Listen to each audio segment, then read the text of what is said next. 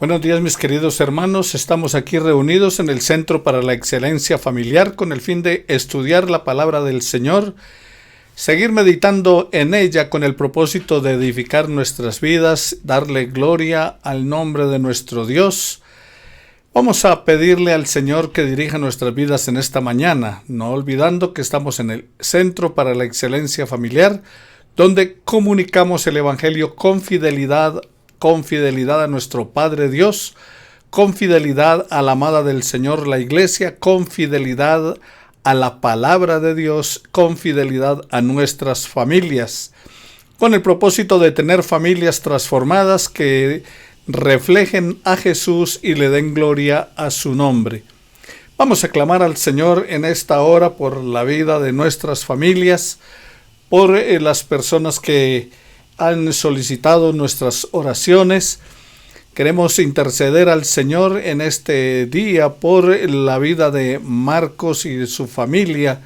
Son familiares de nuestro hermano Arturo Jaramillo. También atendiendo una petición de nuestro hermano Alfredo. Oremos al Señor para que confunda todas aquellas cosas que se están dando en cuanto a pastores de no sana palabra, no vidas morales adecuadas, practicando la homosexualidad y otra cantidad de cosas que van en contra de lo que es la palabra de Dios, las Escrituras, argumentando que Dios les ama. Ahora, Dios sí les ama, eso es cierto, porque Dios ama a todo el mundo. Nadie puede escapar del amor de Dios, pero Dios no ama el pecado. Una cosa es amar al pecador y otra amar el pecado. Entonces también oremos al Señor por las cosas que se están dando en el mundo, donde los hombres llaman a lo bueno malo y a lo malo lo llaman bueno, y tratan de confundir también la mente y el corazón de otras personas. Pero claro, es sabido que de acuerdo a lo que la palabra nos plantea, esto es parte del tiempo de ese comienzo del fin. Dice que en los tiempos postreros habrá hombres amadores de sí mismos, avaros, vanagloriosos, que tendrán apariencia de piedad, pero negarán la eficacia de ella.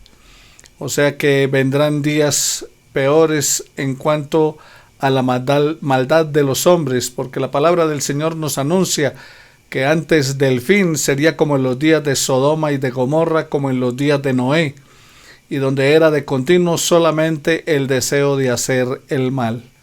Por eso no deje de orar al Señor. La oración del justo, recuerde lo que dice la palabra, puede mucho.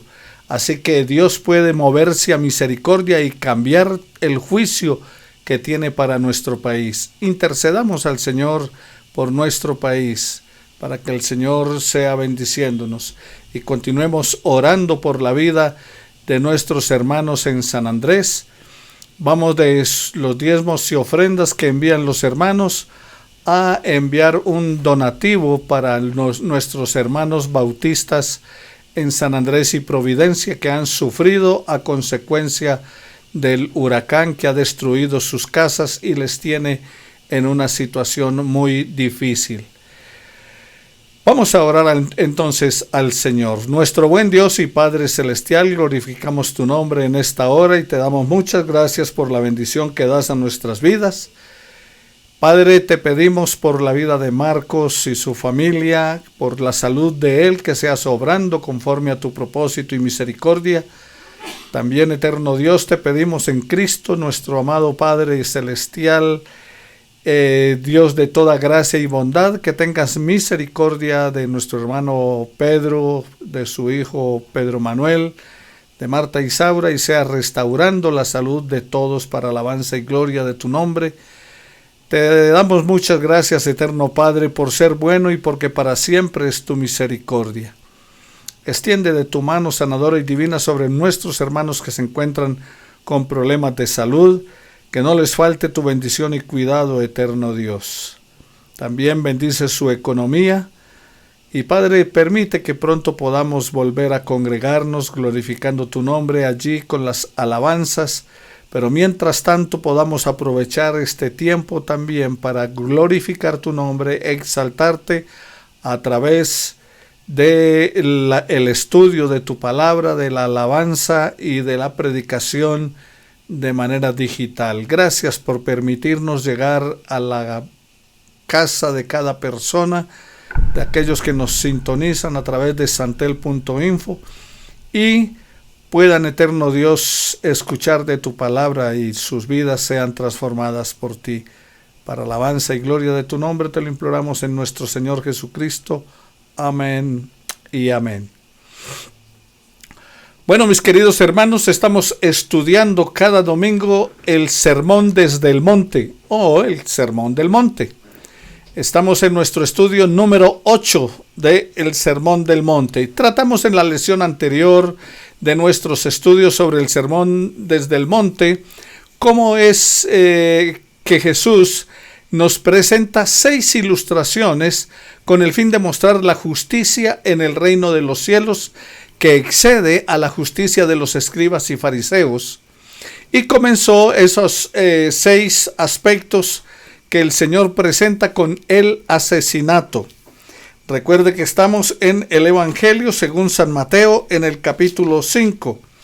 Y entonces Jesús comienza con el asesinato y plantea acerca diciendo, oíste que fue dicho a los antiguos, no matarás, en el versículo 21. Y también hablamos acerca de que Jesús fue más allá, ilustrando que matar la honra de los demás, que dañar su reputación y afectarlo emocionalmente es similar al homicidio. Ahora, Jesús continúa con la siguiente ilustración, allí en Mateo, en el capítulo 5, versículo 27. Oíste que fue dicho, no cometerás adulterio. Entonces, el asesinato ahora nos habla de ¿qué? El adulterio. En la Biblia, la palabra adulterio por lo general se refiere a cuando un hombre o una mujer casados tienen voluntariamente relaciones sexuales con alguien que no es su cónyuge. Job capítulo 24 versículo 15 y Proverbios capítulo 30 versículo 20. El adulterio es algo repugnante para Dios. En Éxodo capítulo 20 versículo 14 de los 10 mandamientos, uno de ellos es no cometerás adulterio. Y en la segunda ley o en la ampliación de la ley, como es el libro de Deuteronomio, en el capítulo 5 versículo 18, vuelve y nos reitera acerca de esto. No cometerás adulterio. Ahora, la ley de Moisés dice que las personas sorprendidas en adulterio debían morir. Lucas capítulo 20 versículo 10 dice, Levítico capítulo 20 versículo 10. Y el hombre que cometiere adulterio con la esposa de otro hombre, el que cometiere adulterio con la esposa de su prójimo, el adúltero y la adúltera, indefectiblemente han de ser muertos. Y en Deuteronomio capítulo 22 versículo 22 dice, si se encuentra a un hombre acostado con una mujer casada, los dos morirán, el hombre que se acostó con la mujer y la mujer. Así quitarás el mal de Israel. Por lo general, estas personas, cuando eran sorprendidas en el acto mismo de adulterio, eran apedreados. Pero parece que con el paso del tiempo esto solo se llegó a aplicarle a la mujer. En el Evangelio según San Juan, en el capítulo 8, versículos 4 y 5, fueron a Jesús y le llevaron una mujer y le dijeron, Maestro, esta mujer ha sido sorprendida en el acto mismo del adulterio, y la ley de Moisés nos ordenó apedrear esta clase de mujeres. ¿Tú pues qué dices? Lo que me llama la atención del pasaje que quiero resaltarles a ustedes es que dice en la Escritura que cuando fueron donde Jesús le dijeron, esta mujer fue sorprendida en el acto mismo de adulterio. Y recuerda lo que les leía, que si un hombre se encuentra acostado con una mujer casada, los dos morirán. Si un hombre lo encuentran acostado con una mujer casada, los dos morirán. Pero aquí en Juan capítulo 8, versículos 4 y 5, le llevaron una mujer sorprendida en el acto mismo de adulterio. ¿Dónde está el hombre? ¿Por qué no lo llevaron junto con la mujer? Así que ya estaban aplicando una justicia selectiva y solamente la estaban culpando a ella del adulterio y no a él. En el versículo 28, alguien dijo del versículo 28 que lo que la ley bosquejó, Jesús lo pintó completamente. Y esta afirmación es especialmente adecuada en relación con su interpretación del mandamiento acerca del adulterio.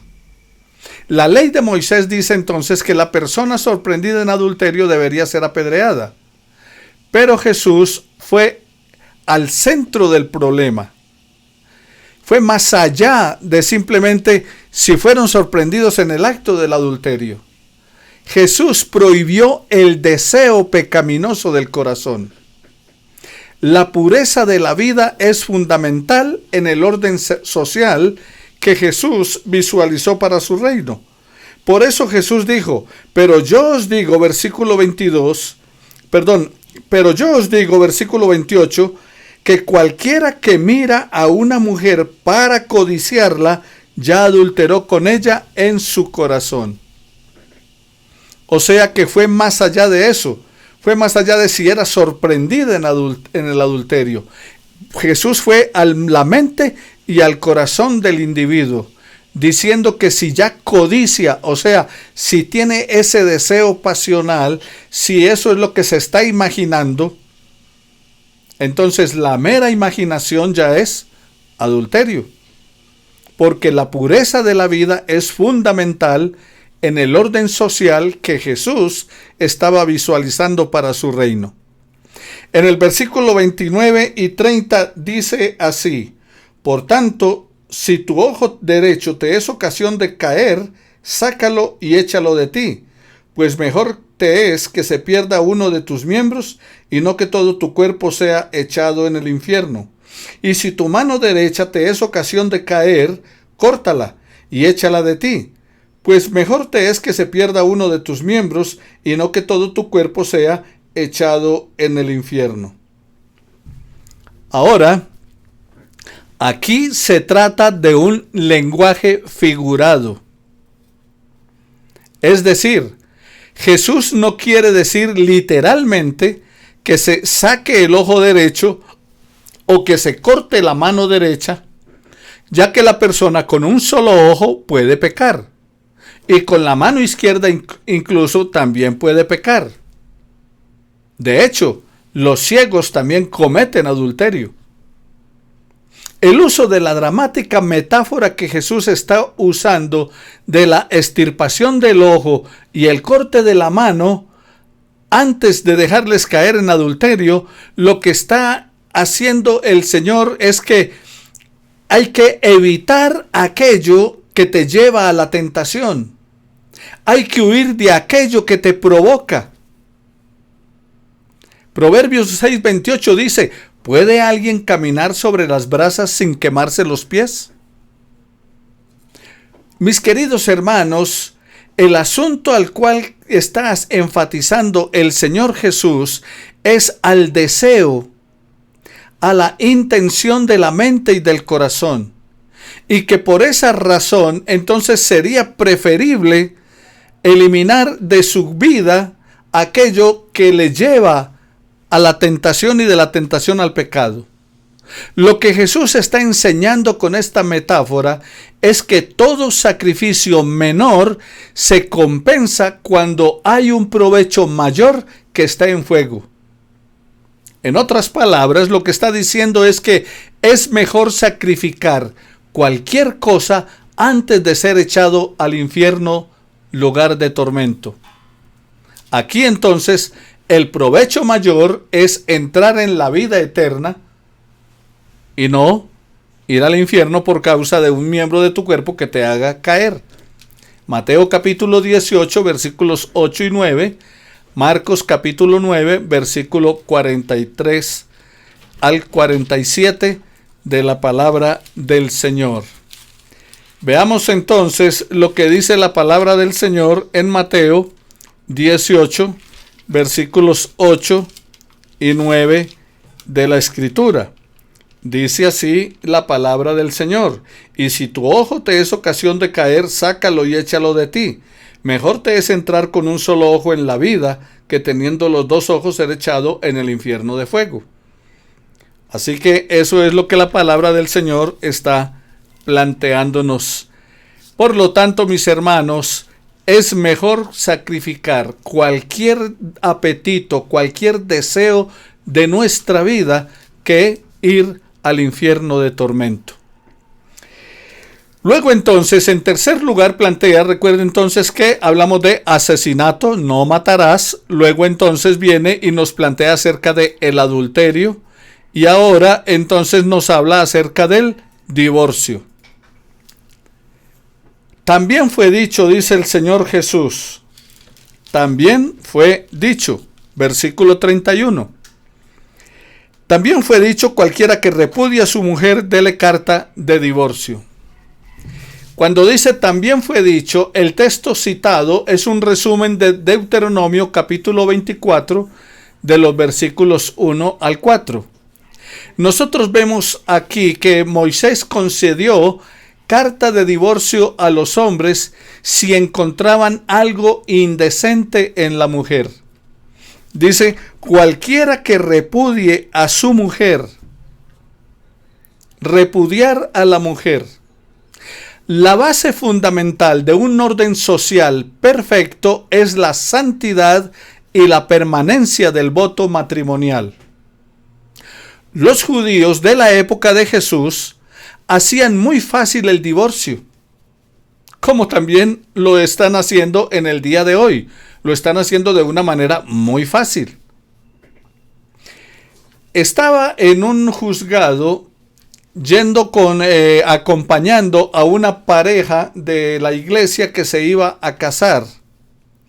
Y cuando estaba el juez oficiando la ceremonia, comenzó a leer una cantidad de causales por las cuales se podían separar. Leyó como 50 causales para el divorcio. Y estoy hablando de hoy, en esta época.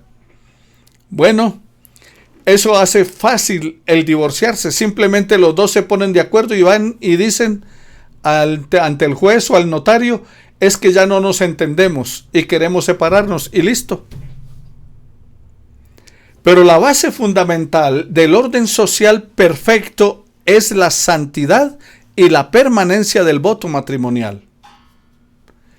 La ley mosaica por lo menos estaba requiriendo o demandando un documento formal y no el mero anuncio oral de separación o divorcio.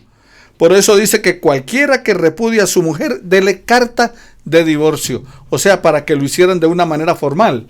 ¿Por qué razón? Porque simplemente el hombre decía: repudio a esta mujer, y ya, y la dejaba. Y eso era todo. ¿Pero qué de ella? Porque la gente entonces podía pensar que había sido adúltera y la iban a apedrear. ¿Recuerdan que por eso es que José quiere dejar a María en secreto cuando se dio cuenta que estaba embarazada? Porque si él dice repudio a esta mujer, la habían apedreado.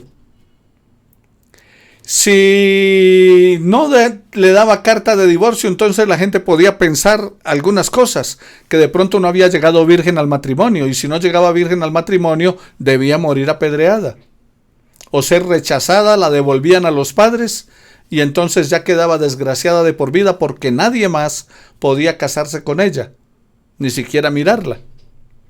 Entonces la carta de divorcio era una manera de algo de protección para aquellas mujeres en esa época.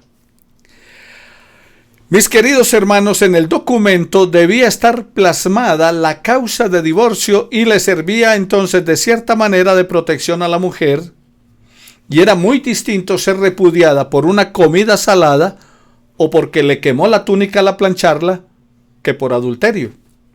Porque es que ellos llegaron al extremo de que le daban carta de divorcio a la mujer por cualquier causa. Por un almuerzo salado o por un almuerzo simple.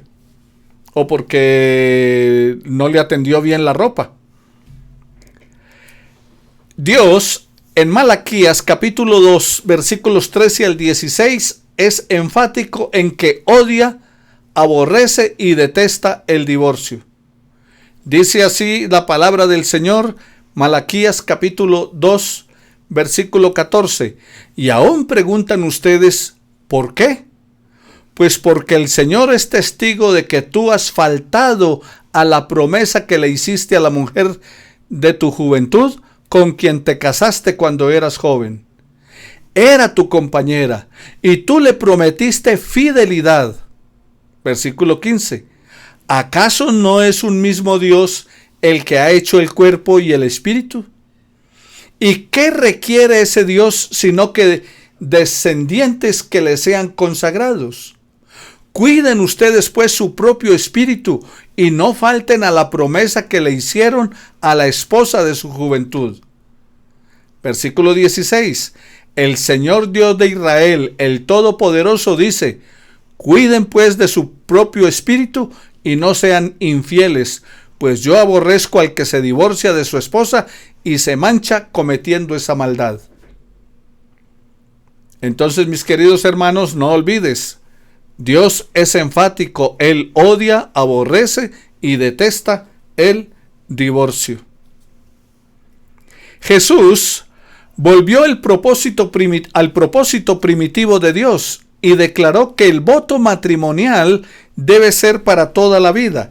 Mira allí en versículo 32, recuerda que estamos en Mateo capítulo 5, versículo 32, pero yo os digo, el que repudia a su mujer, a no ser por causa de fornicación, hace que ella adultere, y el que se casa con la repudiada comete adulterio. Entonces, mis queridos hermanos, solo puede ser roto en la vida por la fornicación, en cuyo caso el adúltero es como un muerto para la parte inocente. Dios ordenó la monogamia. Jesús edificaría su orden social sobre un matrimonio monógamo. Ahora, más adelante, en el Evangelio según San Mateo y también en Lucas, cuando se habla acerca de el divorcio, el Señor va al principio y les dice: al principio, ¿cómo los hizo Dios? Varón y hembra. Por tanto, lo que Dios unió, no lo separe el hombre.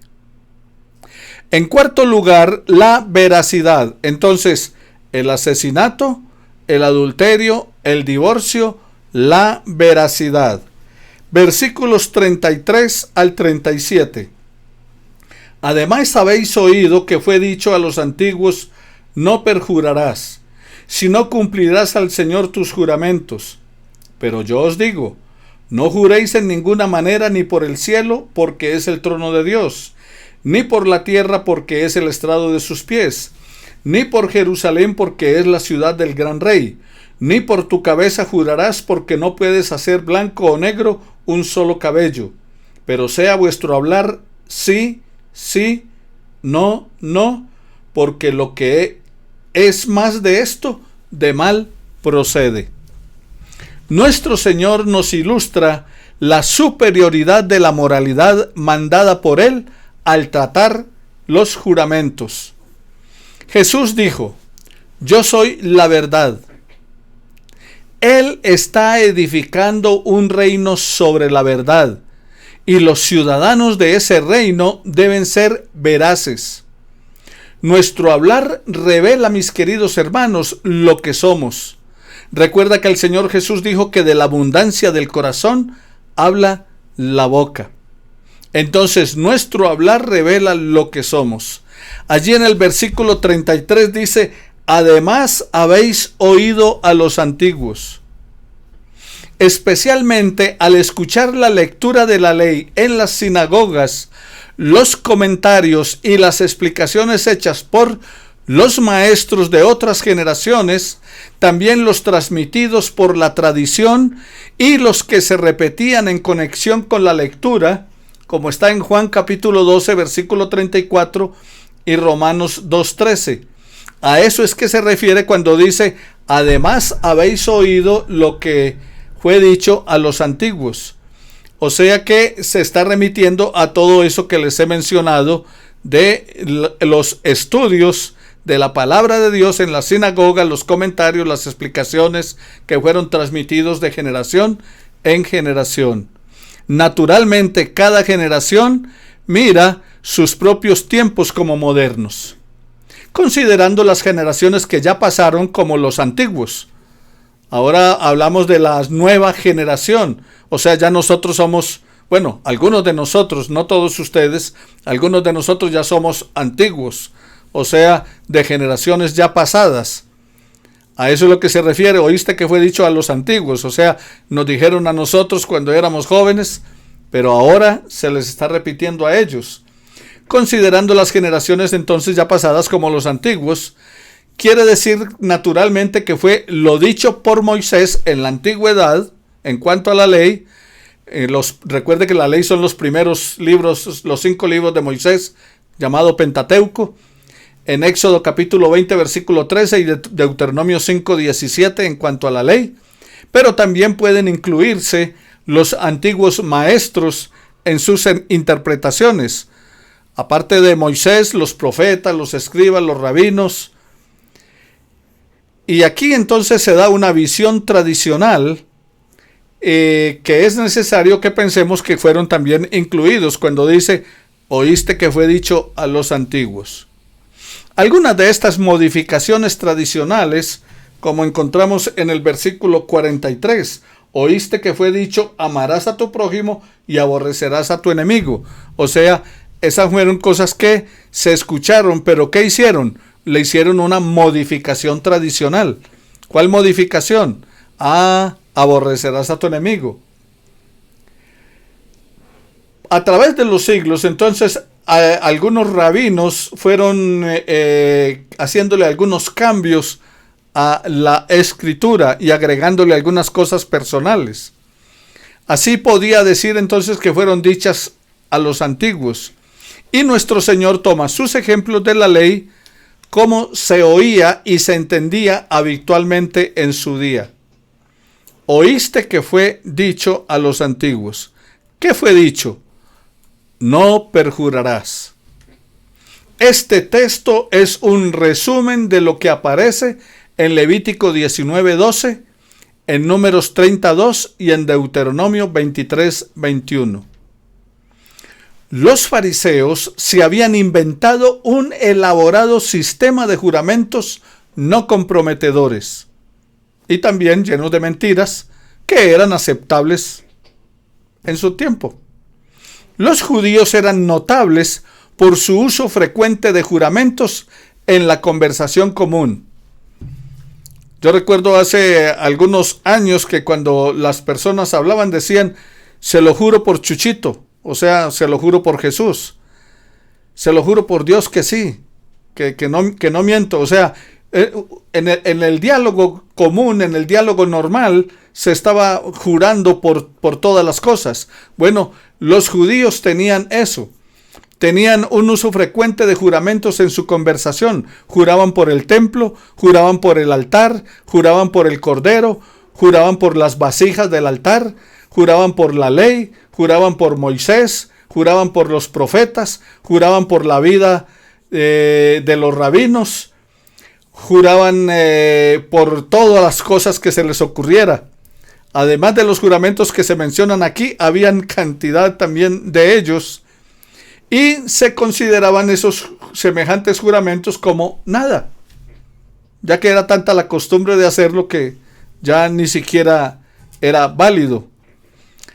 En el capítulo 23 de Mateo, en el versículo 16, se nos presenta acerca de eso, que ya esos juramentos no eran tenidos como tan válidos. Tan común en la práctica que aún entre los que se hicieron cristianos, continuó como un gran mal aquello de estar jurando por todo. Esa es la razón por la cual Santiago escribiendo a los cristianos judíos, los condena con un énfasis celestial, con un énfasis especial. Él les dice: mas sobre todo, hermanos míos, no juréis ni por el cielo, ni por la tierra, ni por cualquier otro juramento. Santiago 5:12. O sea, condenando esa práctica que ahora los cristianos habían continuado, que tenían los judíos. Pero los ciudadanos del reino de los cielos deben tener tal carácter que su sola palabra sea suficiente. Querido hermano, querida hermana, honra tu palabra. No hay necesidad de juramentos. Di sí y nada más. O di no y nada más. Esa debería ser inviolable en nosotros, la verdad digna de toda aceptación. No hay necesidad de estar poniendo a Dios por testigo ni a nadie más de ello. Porque simplemente si tú dices siempre la verdad, la gente va a creerte. En el versículo 34 dice la palabra del Señor: pero yo os digo, no juréis en ninguna manera, ni por el cielo, porque es el trono de Dios, ni por la tierra, porque es el estrado de sus pies, ni por Jerusalén, porque es la ciudad del gran rey. Entonces, mis queridos hermanos, no juréis de ninguna manera. ¿Qué significa no jurarás el nombre de Dios en vano? ¿Que no se debe jurar por una mentira? O si no es mentira lo que se dice, entonces podemos decirlo juro. O simplemente es no jurar, no decir esa palabra, lo juro, sacarla del vocabulario. La verdadera manera de evitar jurar en vano es no jurar en ninguna manera. Es cortarlo de raíz. No jures, y así nunca juraréis en vano. Jesús prohíbe usar el nombre de Dios o cualquier sustituto del nombre sagrado, sea el cielo, Mateo 23:22, o la tierra, Isaías 66:1, o Jerusalén, Salmo 48:2, para uno garantizar una promesa hecha. No, para los seguidores de Jesús basta decir sí o no, y nada más. Santiago 5:12. Jesús no anula el mandamiento, sino que va más lejos, pero en la misma dirección. Jesús no está diciendo: mire, es que es inválido eso de que no jurarás. No, va mucho más allá que ello. Está diciendo acerca de que siempre digan la verdad y no tendrán que estar jurando ni poniendo testigos para cumplirla o para que le crean. En quinto lugar, entonces nos habla de ¿qué? Venganza. Entonces, asesinato, no matarás. Adulterio, no adulterarás. Divorcio. Y luego entonces nos habla acerca de jurar, no jurarás en vano. Y en quinto lugar, la venganza. Retribución por los perjuicios. Versículos 38 al 42. Y amor por los enemigos. El reino de los cielos, que está fundado sobre el amor, no puede aprobar la venganza por una ofensa recibida. Los escritos de Moisés permitían ojo por ojo, diente por diente. Éxodo capítulo 21, versículo 24, Deuteronomio 19, versículo 21 y Lucas capítulo 24, versículo 20. Y esa ley del talión, conocida de esa manera, era ejecutada por un juez con el fin de frenar al pueblo de una violencia excesiva. Moisés no promovía una venganza equivalente a la ofensa. También hay otras menciones en la palabra sobre esa ley del talión: vida por vida, mano por mano, pie por pie, siendo la ley general de la represalia o conocida como la pena del talión. El propósito de la ley del talión, ojo por ojo, diente por diente, no era para fomentar o estimular la venganza. Todo lo contrario, era con el fin de limitar la venganza. era con el fin de impedir que los hombres fuesen más allá de la represalia, puesto que la pasión con frecuencia nos insta, nos lleva a infligir un perjuicio, mucho más grande que el que hemos recibido. O sea, nos queremos desquitar mucho más allá de lo que nos hicieron.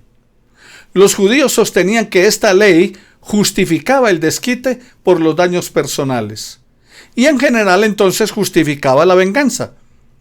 No obstante, que Moisés prohíbe expresamente la venganza de prejuicios privados. Usted lo puede encontrar en Levítico 19:18, que dice: no te vengarás ni guardarás rencor a los hijos de tu pueblo, mas amarás a tu prójimo como a ti mismo.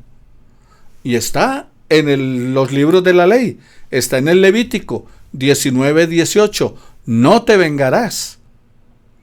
Por esto las enseñanzas de nuestro Señor Jesús sobre esta materia no están en conflicto con la ley de Moisés, sino que nos sirven para reforzar más plenamente su espíritu y propósito para cumplir la ley, de acuerdo a lo que tenemos en el Mateo 5:17. Jesús habló de 5 ocasiones que los hombres estaban usando para la venganza.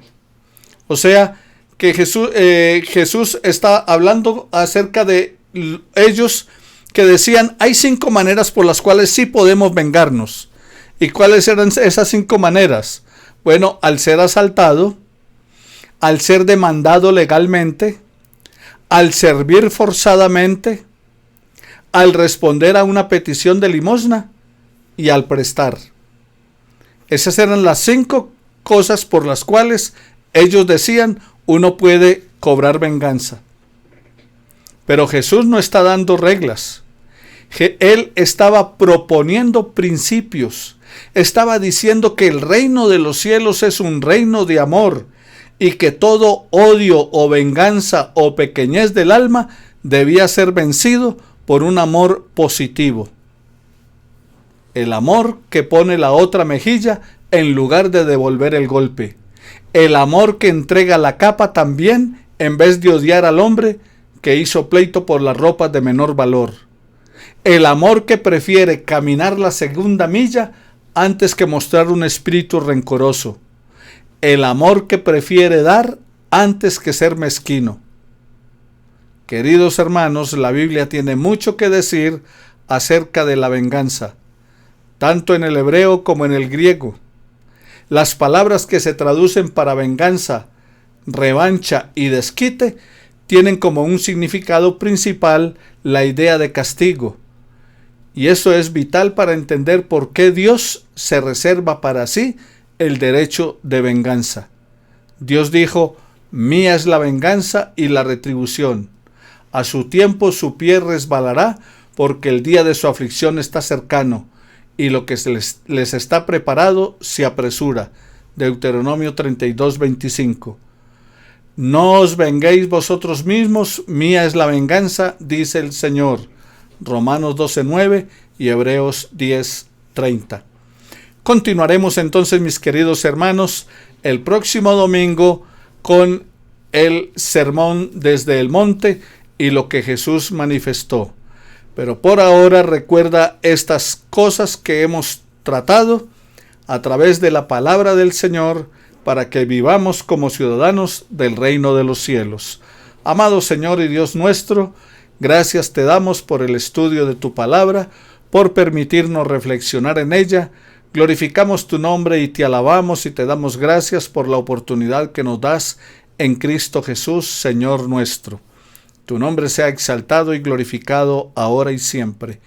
Permítenos, oh Dios, continuar alabándote y glorificándote en este servicio, y también abre nuestra mente y corazón para recibir tu palabra predicada en este día. Gracias porque este día podemos glorificarte y adorarte.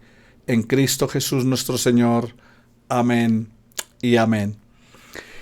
No se te olvide, mi querido hermano, no te desconectes, continúa con el tiempo de alabanza y adoración y luego viene la predicación de la palabra del Señor.